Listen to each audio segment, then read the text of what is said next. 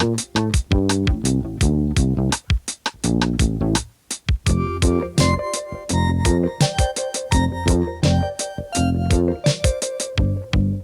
everybody, welcome to Improv FAQ at Length. This is a series of longer conversations about improv topics that have lots of questions surrounding them. I'm James Quesada. I'm Bob Wick. And we have our good friend as a guest with us, Doug Kolbicz. How's it going, Doug? Hi. Here I am. Good to see you, buddy. Thanks, you too. Thanks for having me. Yeah, man, I'm excited to talk to you. We're going to talk to you about dark humor is going to be the topic that we at least lead with, and we'll see where it takes us. But Bob and I thought this would be a good topic of conversation with you because, yeah, I think you have sensibilities that are kind of, I don't know, would you call them dark or cynical? What is it? Like, how do you kind of... I think so. I think that, I think I've got like a mean brain, you know, like a, like sort of a, I don't know. I always think that I as a person have a good heart, but a mean brain. So like, my intentions are always good. I wouldn't do anything to hurt anybody, but I think a lot of bad stuff, you know? Yeah. I say a lot of things that might like offend, but I don't like, I just think it's funny. That's why I think it's funny, you know? So, mean brain Doug. Yeah. Yeah. But it makes sense because Doug's the kind of guy who will let a bunch of wasps live on his front porch until they migrate and then take care of the problem rather than, do what most of us would do and kill them all. But when you do get on stage, That actually really happened last summer. Did I tell you about that? Oh, yes. Yeah. Yeah, I had like a wasp nest on my porch, and I didn't want to spray because I didn't want to kill them. I felt bad like killing them. Like they're just living their life in my porch. And I was stung by one at least. And I waited for the summer to be done before I like patched up the hole. So now I don't have wasps, but I like dealt with it for a year. And so did the mailman, and so did the Amazon delivery guy, and anyone who came to my porch. But so, and that is a great story, and I think a great representation of who you truly are, Doug. And I think that it is interesting. I think it makes me wonder, like, if the dark humor is sometimes related to things that like are opposite of your true nature, or just kind of like entertaining things that are,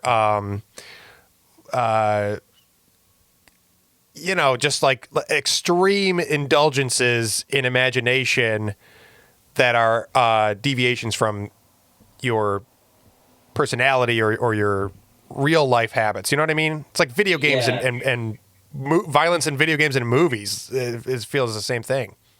Yeah, I think that's probably like that's kind of what I mean with like the difference between like head and heart in that regard is like, you live your life from your heart, that's how you treat other people. That's how you are with other people. But your brain is free to like what it wants or say what it wants or do what it wants.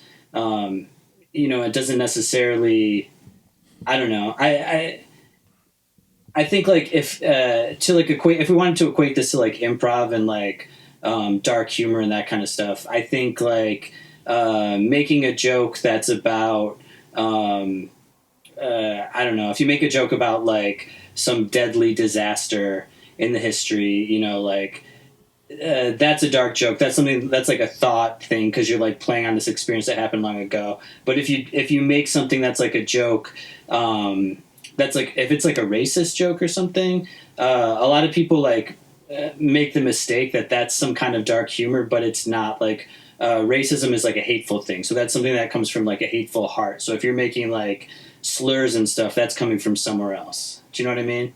Yeah. And I think there's sort of that like divide. That's like the line between dark humor that is maybe edgy but appropriate, and dark humor that's not even humor at all. It's just kind of like a hateful spew. Yeah. Yeah. And I think we kind of see that in rap. No, because there's some people who like, well, it's funny because I'm making fun of it. The Archie Bunker type deal. Yeah. Not realizing the funny there was he was actually making fun of how ridiculous it is to be Archie Bunker. That's what Carol O'Connor was doing. That show makes fun of that type of person. It doesn't make fun of like the people that are, that the jokes are the butt of the joke or whatever. So I'm wondering, Doug, in that like line between where it's coming from, maybe a good way to talk about it is through like teaching, because you're a teacher and a coach and a director, and improv is a especially interesting backdrop or context for dark humor, because you don't have a script. People are kind of in classes free to say whatever they want, and it's going to happen here and there. So how do you kind of like guide people for what's okay and what's not in those settings? Yeah, I mean, that's a good point. Like everything, the difference between like improv and sketch or improv and some kind of like scripted thing is that everything you say is coming from you, whether it's like we're playing other characters and we're purposely like acting from other perspectives, but everything you say is still coming from you. You're writing it as you go. You can't fall back on like, that's what the words were or whatever. And plus, I do, go ahead. Plus like another difference is like in a sketch scene, the other performers know what they're getting into. So that's something that's a that great people, point. That's because true. Yeah. If you all decide to do dark humor together and it's like written out and it's like something you put thought into, or, if you want to do something edgy, that's cool. We all know, we all accepted this and we're all on stage, compared to, and I've seen it in student shows where someone, goes off the rail and tries to be funny in that, and that they think it's risky. It's just, I don't know what to call. I don't want to call them racist, because it's not always racist, but it's toting that line, and then the other person's super uncomfortable because that is something that's subject matter or content they didn't want to even approach. Right. Yeah, and like that's a kind of a funny point too, because like one thing I like about like going into like dark and edgy areas is kind of like I kind of like to sort of mess with my scene partner a little bit in that way. Like I kind of like to like, knock them a little. It's like kind of a fun thing for me, which is maybe not the most supportive thing as an improviser, but like, I think like with that regard, the issue with like a class show is if you're in a class show, it may be your fourth or fifth class with these people, but I don't think you've established that level of trust quite yet to kind of knock them in that way. Like, I feel like if I was on stage with you, Bob, like we've done hundreds of shows together at this point. Like maybe I don't know if it's hundreds, but we've done many shows together. Like it. and I trust you and you trust me, and I would feel comfortable knocking you in that way because I know how you could play with it. But I think if you're in a class show situation, sometimes it's a little harder because you might not know those people, especially if it's like an intro 1, intro 2, intro 3. Yes. There's no way that you can know anybody that closely to understand exactly how they're going to react to, a joke about the Holocaust or something like that. Yeah. Like, and you don't even know. if you think you do, like those classes that hang out after class, which I love when they do, and they get this bond, you haven't spent enough stage time together. And that's a totally different part of their personality. What they might be comfortable talking to in their living room or at a dinner table could be completely different than how they want to conduct themselves on stage. And you kind of learn that part of their personality as well before you can push them. Because I've run into that, and I think all of us have run into that thing in class where someone's being like maybe a male being super sexual towards a female because they're trying to do like a gross character. And and most of the time they do have the best intentions. Like I'm just playing sleazy, but the you have to, as the teacher, you have to take care of everybody in the room and like kind of shut that down. And they usually get defensive and like, oh well, she trusts me. We're cool. we've had dinner together. Like and I think too, like, and that kind of like I think is similar to James's question about like how to handle that kind of thing, or like what do you say to students in those situations. And I think that there's a big line between what actually is dark humor and what's like inappropriate humor. You know, like sexual stuff isn't dark, racist stuff isn't dark. It's a different thing. Like dark stuff. I mean, I guess like if I were to like try to equate it, a lot of times it has to do with like somebody's died or dying or like diseases, like those kind of things that aren't funny topics that you're trying to find a way to add humor to. That's what dark humor is. You know, that's like gallows humor almost. Yeah, and in order to do that appropriately, like it has to be smart, it has to be clever, it needs to have a purpose. Like you can't just like, you know, you can't just like start shouting 9/11 and think that you're doing dark humor. Do you know what I'm saying? Like there's like an art to it. There's like a technique to it. And I think that there's some people that it's easier for than others.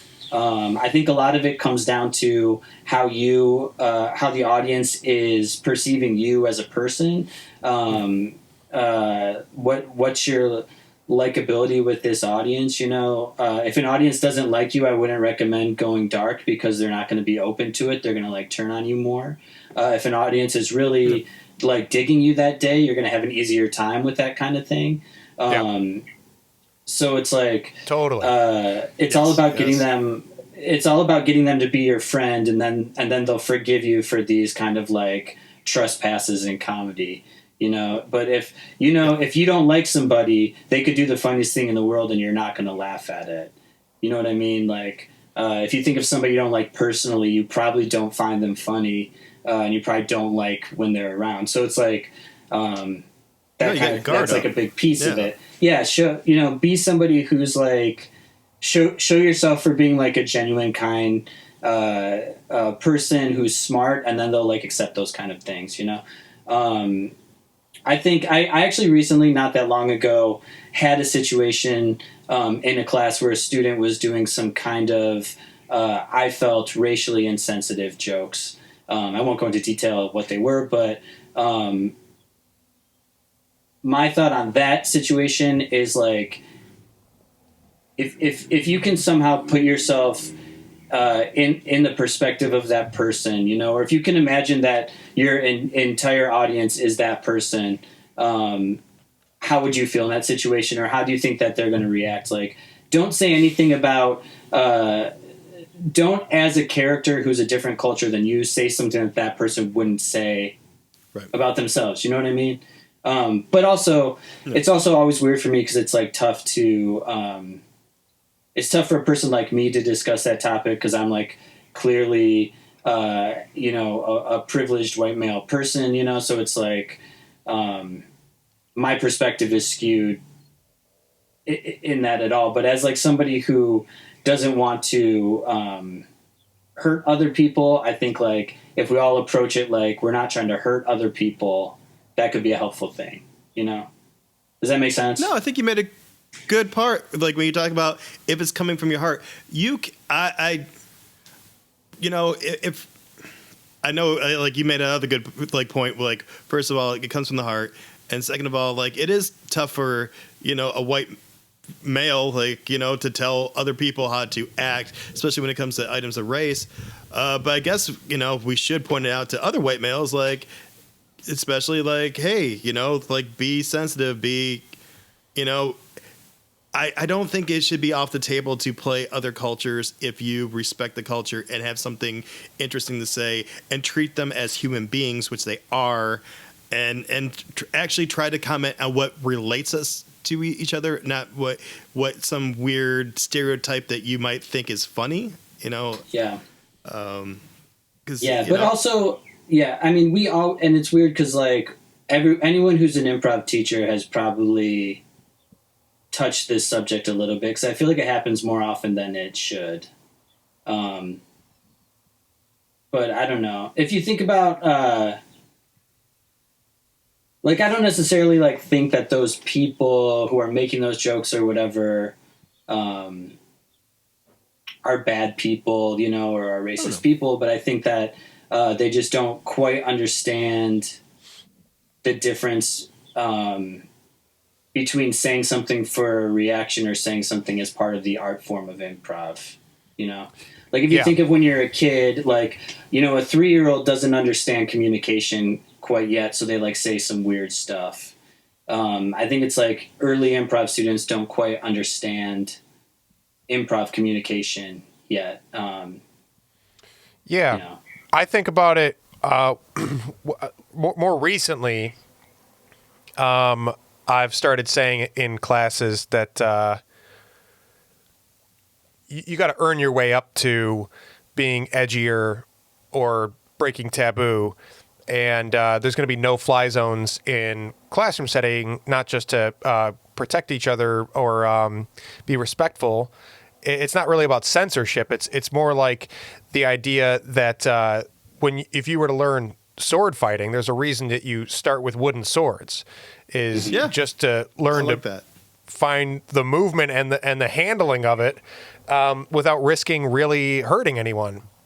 And then eventually you get into sword play that is with a sharp edge, and then that's a little bit more like the people who are performing and you know, proceeding at their own risk for whatever your sensibility and your voice is, but you've learned to handle the sword. Yeah. I love that. I love that. I also love the concept of punching up. You know, make sure you're always punching up when you're approaching that, and that's just like a great guideline when you start, you know, getting into that type of situation, if that's something you want to approach. You know, you mean as in attacking high status or as opposed to kicking anybody who's already got low status. Yeah.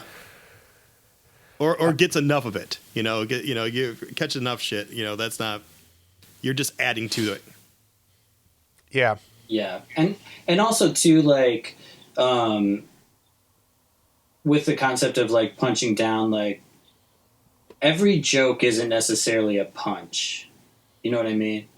Like, there's ways to like talk about certain topics. There's ways to like portray certain topics without it having to even be a punch. It can just be like a commentary or like a satire on the situation. Or like my thought on like how to be better at being funny has always just been allow yourself to look at everything that exists, see why that thing is stupid, and then be able to show it being stupid. You know, like that might be like a dumbed down way of saying it, but like that's how I look at it. Like if you see like a terrible bloody car crash on the way to your improv show, and you're like affected by it, like try to find like what is stupid about a car crash. Like my brain right now goes to like what was that person doing that caused the car crash, and what can I like invent to like make us think, you know, was that person like, did they get a car crash because they were getting a blowjob? Did they get a car crash because they were sneezing? Like what are the stupid reasons to get a car crash? And then that's where the joke is, you know. It's not like it doesn't have to be that there's like blood smeared up and down 9 Mile Road. Like you just have to like weave and find those other places to play. When I'm using that example metaphorically, I just think of, it's so weird as a society that we trust each other so much that we get into these big beasts and travel at 80 miles per hour and just trust the other guy is going to do the right thing when I can't go to the store right now and not trust the guy to stand 6 feet away from me. Right. You know, like that's, you know, that's like, to me, that's funny. Like, what if we always apply the trust we had for other drivers in our everyday lives, you know, like stuff like that, you know, just tweaking it. Yeah. Or applying that sensibility to other situations. Yeah. So maybe let's talk about that too. Is like what is, because we've, you know, I think that the early point that you brought up, Doug, about like there's a difference between the racist or sexist, homophobic kind of like loaded language that comes up and has to be squashed when it happens, and it just inappropriate or dark humor that isn't everybody's cup of tea, like doing jokes about death and disease and disaster. But let's kind of talk about like the risk reward of it. I think like maybe it was Ricky Gervais in a conversation with Sam Harris was talking about like if something is offensive or heavy, the funnier it has to be, you know. And I think really what it is that what that means to me is like the more meaning or the more that it has to like take power away from the thing that's being made fun of. Like can you use humor to disarm some of these really heavy and offensive topics? And in order to do that, the heavier and more offensive they are, the more difficult it is to disarm them. Yeah. I mean, I think that's a really good point. It's kind of like if you can, like if we think about like death is like the heaviest, craziest, like darkest thing we have in the world, and like if you can turn death into a joke, you take some of the darkness away. You know, you make it less scary. I always think about this thing. This is so. There's like an episode of Golden Girls that I don't. First of all, I love Golden Girls. It's a great show. The best. If you haven't seen it, you can see it on any channel at any time. I feel like it's always playing. But quick plug for Golden Girls. Yeah, check out Golden Girls. It's really good. The women are hot, so just go for it. But there's this one episode where something I can't remember the exact details. Something heavy has happened. Somebody died, or somebody. Something happened to somebody, and Sophia's like making a joke about it, as she does. And one of the other Golden Girls kind of like freaks out on her, and asks her like how she can be so jokey about this like heavy situation, this terrible situation. And she kind of like goes into this like, serious sitcom moment where she says, just kind of talks about how like everybody deals with something in their own way. Like when somebody dies, some people grieve, some people want to be alone, some people want to be around other people, some people want to read books, some people want to look at old pictures, but some people deal with things by making them into jokes. Some people deal with those heavy things in life by laughing at them, and that's how like they take care of themselves. I think that's how I am. I think that is the way that my family is. When I think about like family funerals and stuff, there's always a lot of humor going on, a lot of jokes, a lot of laughing. And I think that's how we fight those really dark, heavy feelings of like loss and sadness, is by turning them into humor. And I think that, if it's an improv show and you like bring up those topics, like, what you said, James, is what you're doing. You're like erasing, you're blunting the sword a little bit about what it is by making the joke. And maybe you make a joke about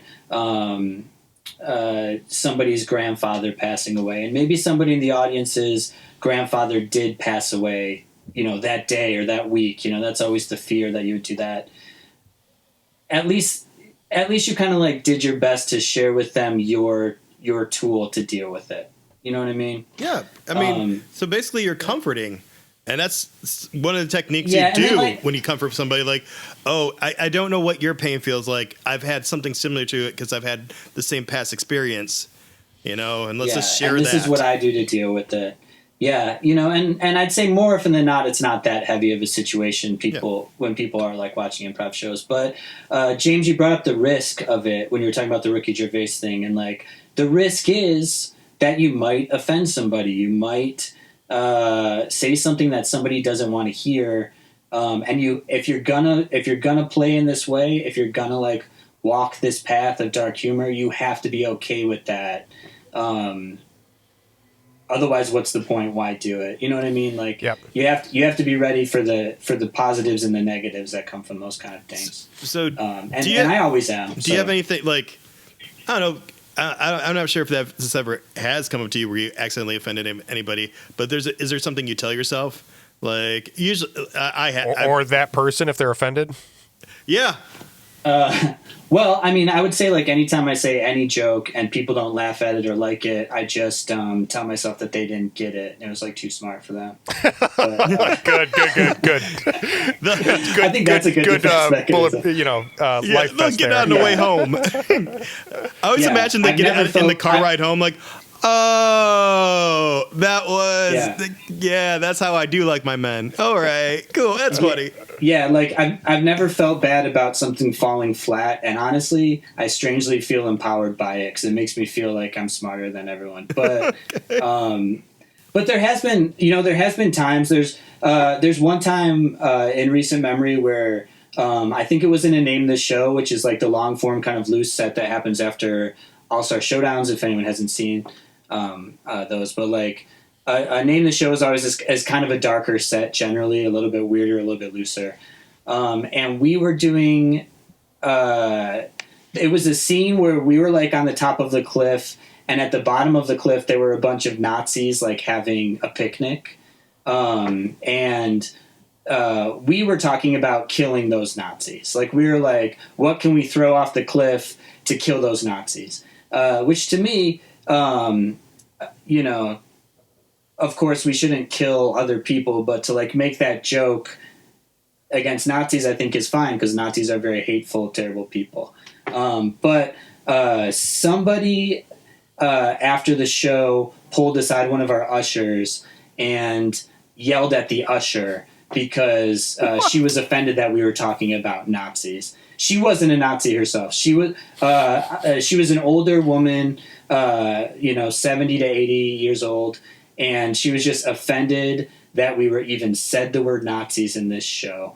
And the one thing to me that's the most funny is like, why are you yelling at the usher? He had nothing to do with it. Like he took the brunt of like the yelling at from the woman. Oh, wow. But you just have to be prepared that some of that stuff is going to happen. Like from my life perspective, from where I come from, it seems like crazy that somebody would be offended by me making fun of Nazis. But the reality is there is somebody out there that will be hurt or will be offended by anything, especially edgy topics. So you just have to be ready for that to happen. If somebody, confronts you, I would say, I guess I haven't been in a situation where somebody's like confronted me and told me what I did was wrong. Yeah. But if somebody did, I feel like I would feel the necessity to apologize for offending them, but like, I don't think I would apologize for what I said. I think like, I stand behind most of the jokes that I make because like, I don't think that I go into the areas that are truly hateful. But I don't know. I haven't been in that situation yet, so I don't know exactly how I would feel. Like I obviously don't want somebody leaving the theater not liking me, or I don't want somebody going home and like crying all night or being depressed because of something I did. Like I don't want to hurt somebody in that way. But if it did happen, it's a risk that I take. It's a risk that a lot of us take. Yeah. Yeah, I think that's in itself a good response is to just a couple things. One, you got to check in with yourself to be like, okay, where's this coming from? Am I baiting? Is it becoming a crutch, or did I do that for shock? Was that maybe? Do I have to kind of recalibrate myself in this moment moving forward and learn from this? Is one good thing to do. And then also, I mean, it's to tell somebody what you just said, Doug, is that like, that's not what I want. I don't want anybody feeling hurt or less happy walking away from this show. But that's not my intention. But my intention is to bring humor to all things, including some of the hardest things to deal with, in hopes that it might make it easier to deal with. And offer that, and just let them know that like, this is really not my intention, and I'm sorry that was the effect, because I would never want that. Well, and I also think. I also think, James, that what you said about the like checking in with yourself afterwards is like an important thing. Like anytime anytime something happens in improv, that's like one of those, like those moments come up where we like feel dirty or wrong or weird or something, even if it's just like the set was bad or the scene was bad, like, or you said something that you can't stand behind or whatever. The best thing to remember is that none of us are at a point where we have nothing left to learn. Nobody has all the answers. Like I would even say like the top improvisers, like the people who've been doing it forever, like they still have moments that they can learn. They still have things that they might say or hear and feel a certain way. And it's like, it's very important to afterwards kind of just check in with yourself and be like, this is how I feel about that. Why do I feel that way? Should I avoid doing that stuff in the future? Is there anybody that needs to be apologized to or to be talked to make sure that we're okay and that like that we didn't hurt them? And I think that kind of thing is important for growth, and I think it at the very shallowest way to look at it will make us better improvisers, for it. At a more deep way, I think it'll make us better people for it, There's a lot that we can learn about ourselves as people based on how we improvise. Because like I said earlier, everything you say is coming from you somewhere. Even if you're playing a different character, anytime you're playing a character, you're in a way kind of saying, this is what I would say if I were this person with this situation. So you are still kind of speaking from yourself at the same time.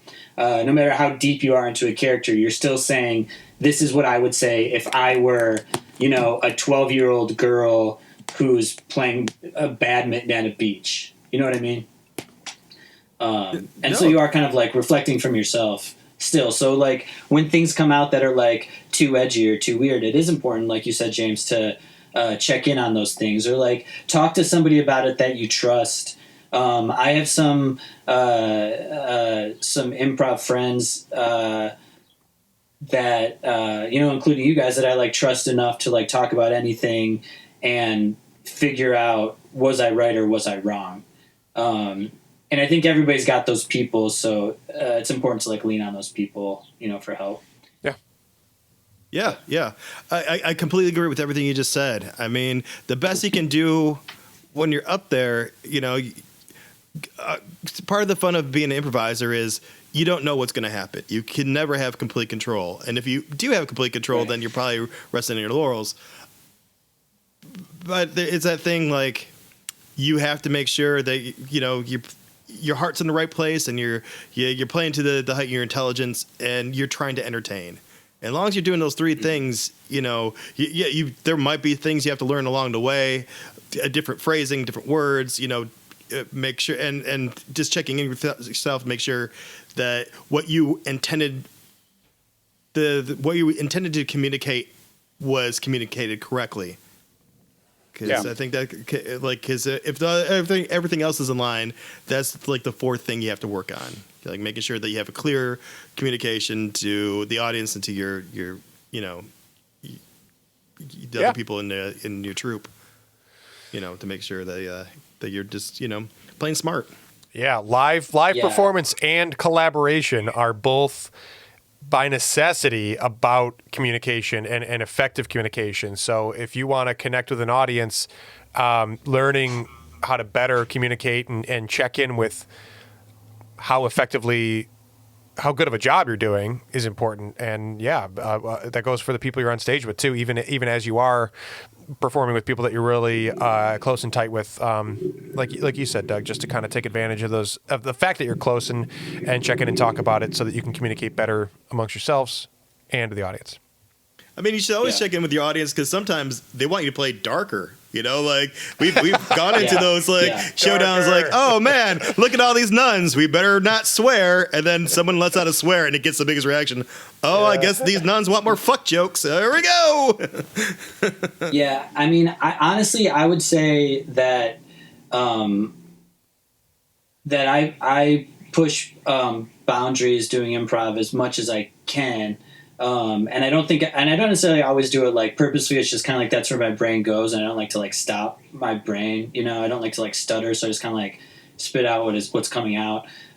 So of all the shows I've done, I would say a lot of times I've gone pretty dark or done some pretty edgy jokes or whatever, and my experience has been way more positive than negative response for me. I don't know if that reflects for everybody or not, but I feel like I think that comedy audiences do want to be challenged a little bit. I think I think that people want to. I think people want that. I think the envelope wants to be pushed. I think that the best art is challenging. Like, even if it's like, look at any art form, look at like plays or movies or music or, painting or anything. Like, the best stuff is always like pushing some kind of question or pushing some kind of boundary. And so that's why I like it. And I think that it's important because I view improv as a performance art. Improv is a performance art, so that's what I want to put forward. That's the kind of stuff I want to put forward. But I think like the most important thing is to not let anything be, consciousless. Like keep your conscious going. Yep. Like don't let your stuff be mean for the sake of mean. Don't let your anger out through jokes. Keep it controlled. Don't go out there to hurt anybody because, as I think that audiences can read our intentions. Oh, yeah. You know what I mean? I think that as humans, it's part of our communication that's wired in, that we can read our intentions. We have instincts about other people. We can tell when somebody's lying to us. And an audience can tell when you're improvising. Are you being mean or are you being clever? Like, right. They can tell what your intentions are. So keep your intentions clean. If you're trying to offend somebody, they can feel that you're trying to offend somebody, and that's like an aggressive move. Yeah. And that makes it's not what you say; it's how you say it sometimes. And just to piggyback on everything you said, Doug. Yeah, I think you're a very successful improviser. You're one of my favorite to watch, and I always thought of you this way when we play together. It feels like It feels like playing with a younger brother, because it is fun. We are playing a game together, but there is some, you are going to antagonize, but always comes from a good place. I know if I screw up a word, there's going to be a lot of teasing. Oh my God, you're going to jump all over it. And that's part of the fun. Like, it keeps me on my toes. It's and part of the charm too is like your delivery is so unique. Like, sometimes you can be really dry, but it's, you intend to do that. And it's unique to you, and that's what makes you fun as well. So I think with all these things, like your sensibilities plus like your delivery and just like the fun, it's always a great time. Thanks, man. Yeah, I think too, like, there is like, I think I do tease people a lot on stage. Yeah. And if I were to like break it down, I think it really comes from how my family is. Like, I come from a family of 5 siblings, and that's just like how we are with each other. Like, we rib each other a lot and tease each other, and that's just kind of like how I was raised. So I think that, to me, that's a way of like showing love. You know what I mean? Like, yeah. I only mess with people I love. Like, if I don't like somebody, I don't talk to them. Yeah. But a punch in the arm's a horrible greeting, but not when it's coming from your bro. You know, like it's yeah. But that's and so there's other audience members that are that way too. It's like there's at least 4 other people in the world amongst your siblings that were raised that way too, and there's other families that have the same communication style. So again, assuming the genuineness and the empathy behind it, you're not alone in having those darker sensibilities, and it's somewhere in everybody to a different degree. And so, yeah, you have to trust a little bit too that like you're voicing something that goes on for other people that they're going to relate to in you, and whether or not it's a smaller number of people than more mainstream sensibilities, whatever. You're reaching a pocket of people. Well, I think that's why like a show like Roseanne was so popular. Because because the way the family jokes around is very, relatable to people like us, and they're always punching up because the characters themselves are poor. So it's this thing. It's like a commentary within a commentary. Yeah. Yeah, and honestly, Roseanne's one of my favorite shows, and all of my favorite shows are that. Like I brought up Golden Girls, Roseanne, The Office, like all of my favorite shows are people. Yeah, all the sexy ones. It's all it's all people messing with each other. You know, that's the funniest jokes are people messing with each other. I think the best bit on Parks and Rec. I love Parks and Rec, and I think the best bit is how mean everybody is to Jerry all the time. Oh yeah, and what makes it so good is that Jerry is never hurt by it. He just kind of like laughs and like moves on. You know, he's never like affected. And you also find out at the end of the day, he has a hot wife. He's got he's the only one that has like a super cool home life. And then all of a sudden it's punching up again, right? Yeah. He's like rich. He has a big house. What a great he's reveal. Like very secure. Yeah. I always joke, if anybody knows Nicole Pascaretta, I always joke that Jerry's family is like the Pascaretta family. Like, if you know them, I expect them like sitting around breakfast and like singing like the little songs around breakfast and stuff. Like, you know, that's amazing. Well, I think that stuff. Go ahead. I think that kind of stuff, like that kind of like messing with each other, humor is really funny, and it like speaks to me, and it's honestly just because like that's the environment I come from. Not just my family, but like my friends are that way. I feel like that's how like the improv community is. There's a lot of like ribbing and teasing and messing with each other, but that's a big way to show love. That's a way to show that you know each other. You know what these people are about, and like you trust them enough that you can say these things. And there's an automatic forgiveness in it, you know. That was some of like the most beautiful moments in like Middleditch and Schwartz. Like, name another team that's not in hockey, and he just like those kind of like those brief like, and it's a story within a story. Like, you can tell by the way he reacts that the other guy knows that he doesn't know anything. Or any other sports other than hockey sports, which he was hockey teams. Hockey sports. I mean,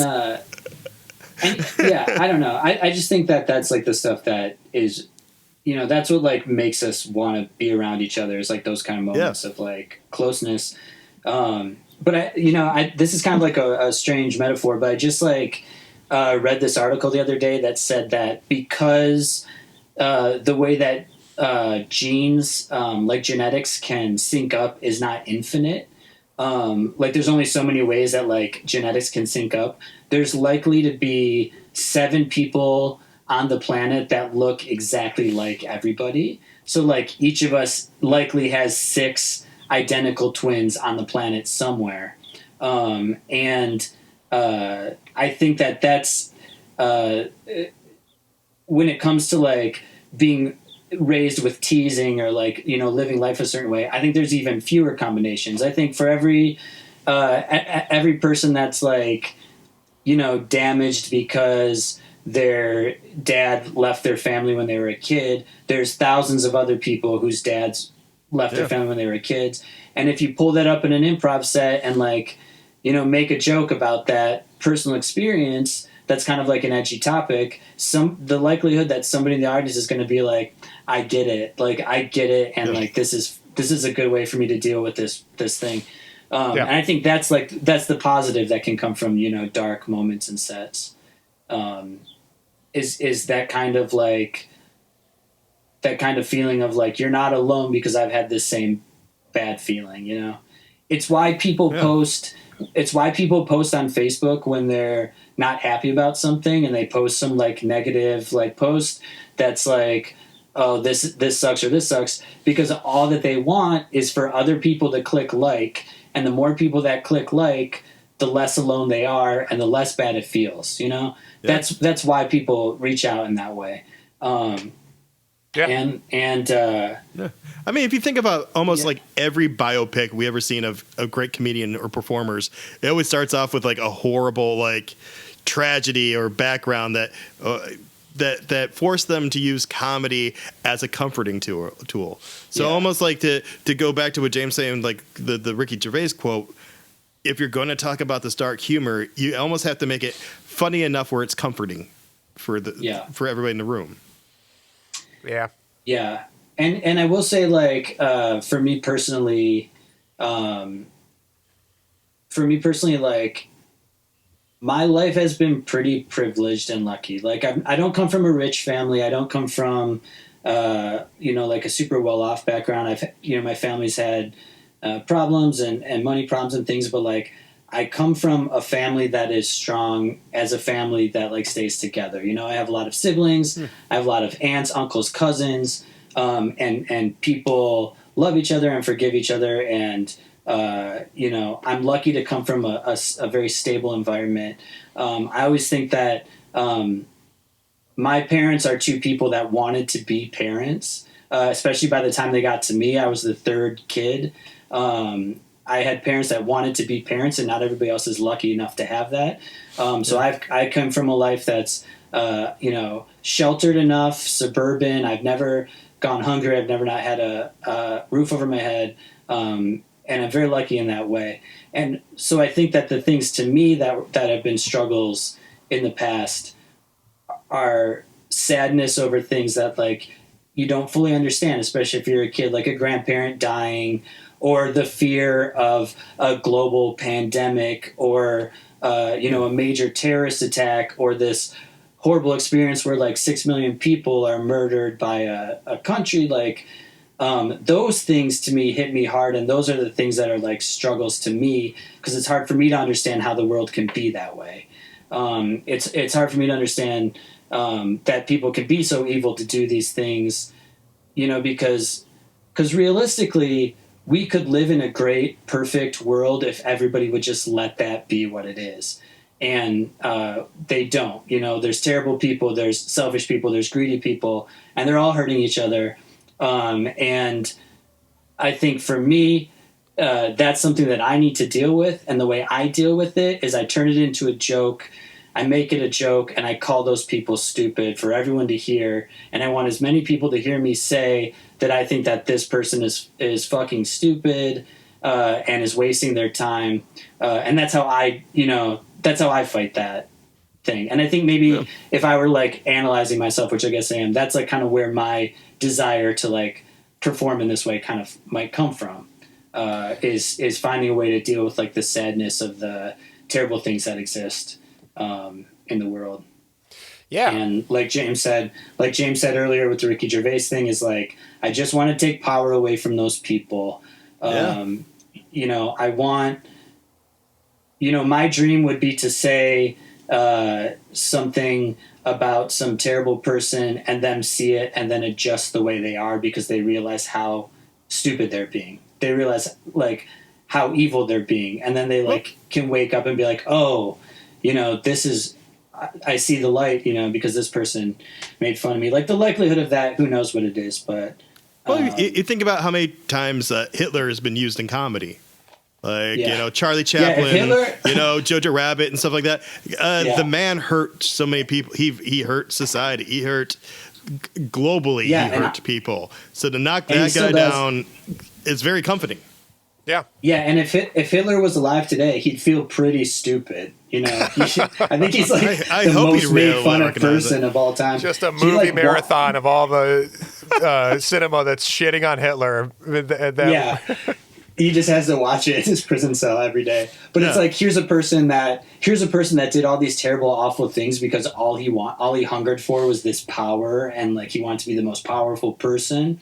And Hitler now, there's like the subsects of people that are like crazy and they still kind of like follow whatever. But now Hitler is a joke, honestly. Like you said, like, Jojo Rabbit, which is like an incredible movie, like the joke is Hitler, and it's, even though it's dealing with this topic of this terrible situation that the Nazis made, Hitler is still the joke, because Hitler is just this stupid, dumb guy. I mean, there's if you've seen the show Preacher, they make fun of Hitler in Preacher.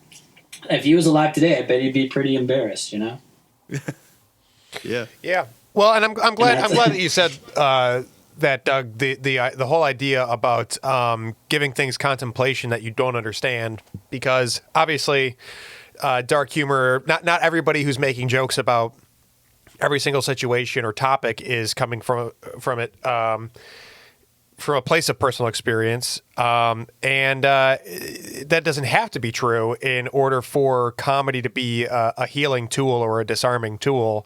But I think that the fact that you give these things great consideration, and that they bother you from a place of empathy, and that's something that fuels your sensibilities and voice, is it's an important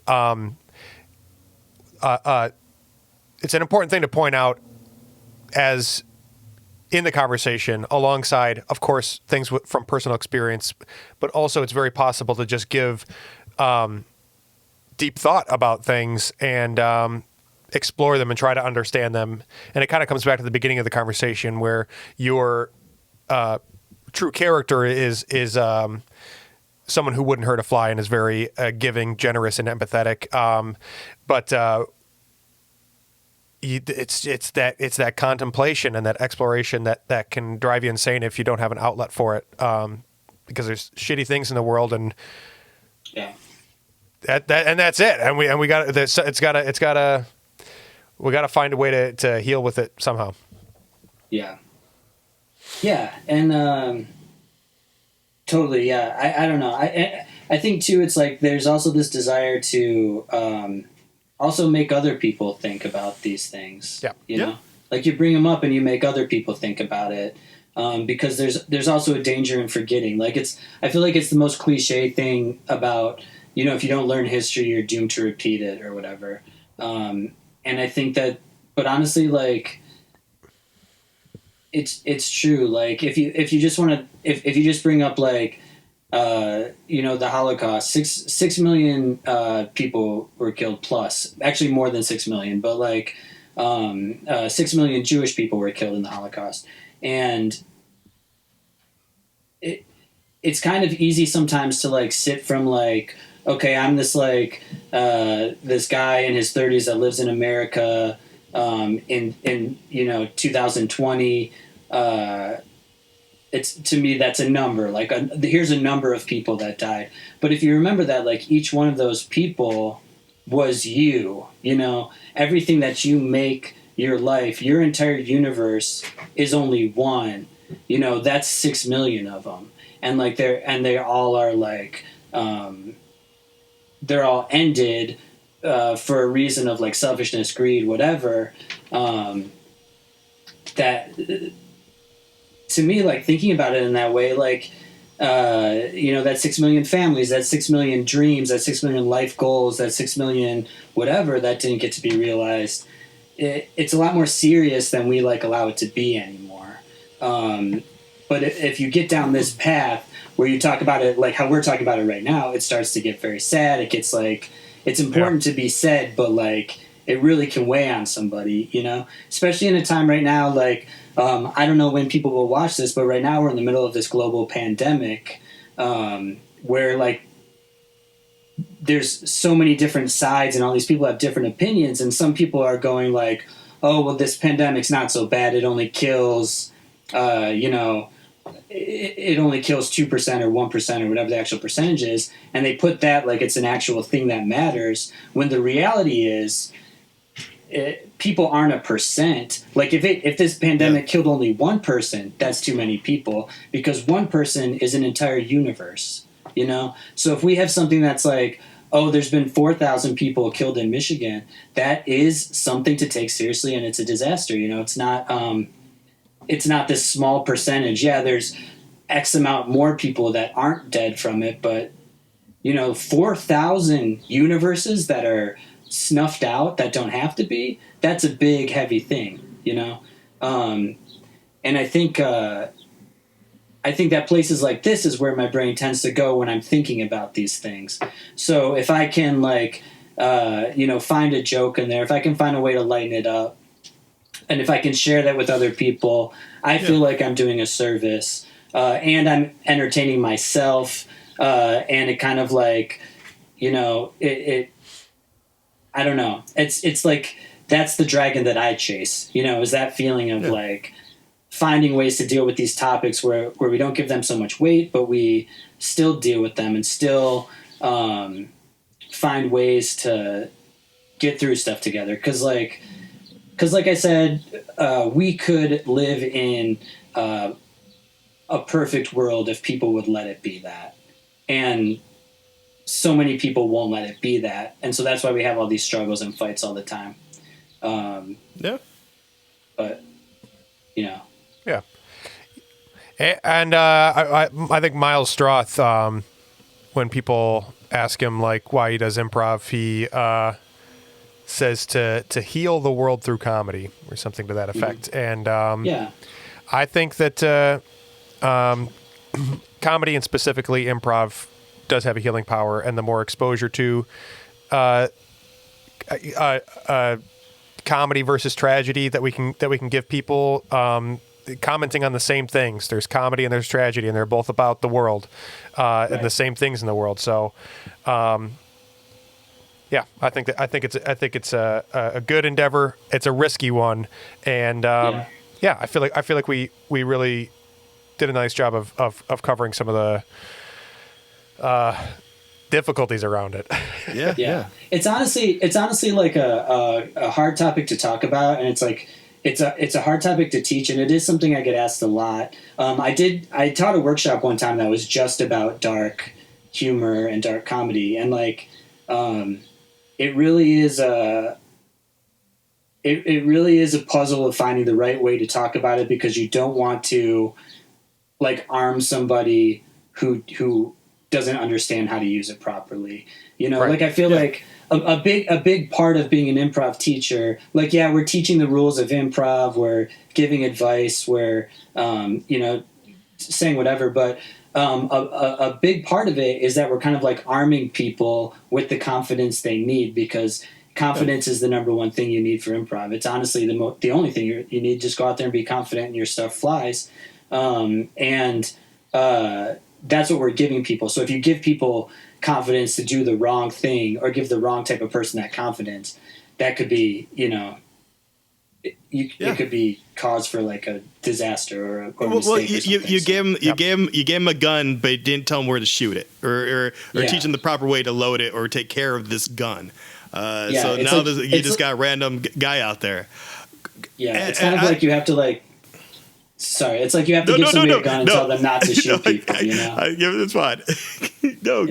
Please, you're our guest. Please continue. Oh, no, but I was just saying, like, it's like if you give somebody a gun, you have to also teach them not to shoot somebody. Yes. Like, otherwise, it's like, disaster. Being irresponsible. Yeah. Yeah. So I just wanted to mention, like, I've been approached with this topic too, because I do like to play. I do like to play dark sometimes, and what I usually talk about, like, this kind of humor has been educational in some ways. You know, like if you look back at like nursery tales and stuff like that, it's a humorous way, but to teach a lesson of how not to act. And if we're punching up, we're trying to teach that person how not to act. So if you can do it in a way where the person can agree and they see your point, but also you're doing it in a humorous way where the medicine isn't so, hard, that's awesome. I mean, like, back with the old Grimm tales, like, they were so dark, like, you're teaching a tale, but it was doing more harm than good sometimes. So they had to lighten them up, until we have like the Mother Goose version of fairy tales. So you got to kind of find that balance of tone, but always have the intent to entertain. And if you're doing satire, then to educate, if you're going to hold up that mirror, you better know why you're holding it. Yeah. And also too, like, there's kind of like the commitment to the reputation as well. Everybody starts to build a reputation as an improviser of like, what's your style? What do you do? Blah, blah, blah. And if you're somebody who's like built up this reputation of never going dark and then you try it, like, I think people can feel the inauthenticity about that.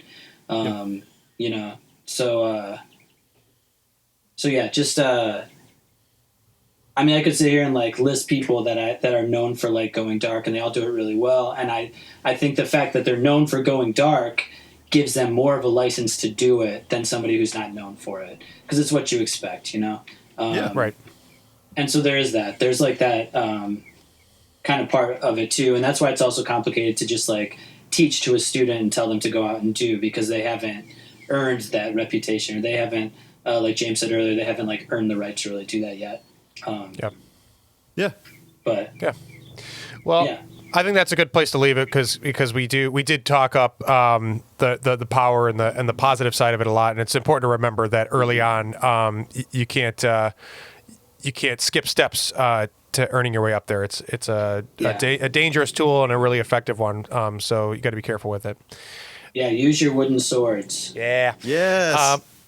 All right, Doug. And always wear a black shirt. Always wear a black shirt. That is dark and watch comedy. the Golden Girls. Yeah.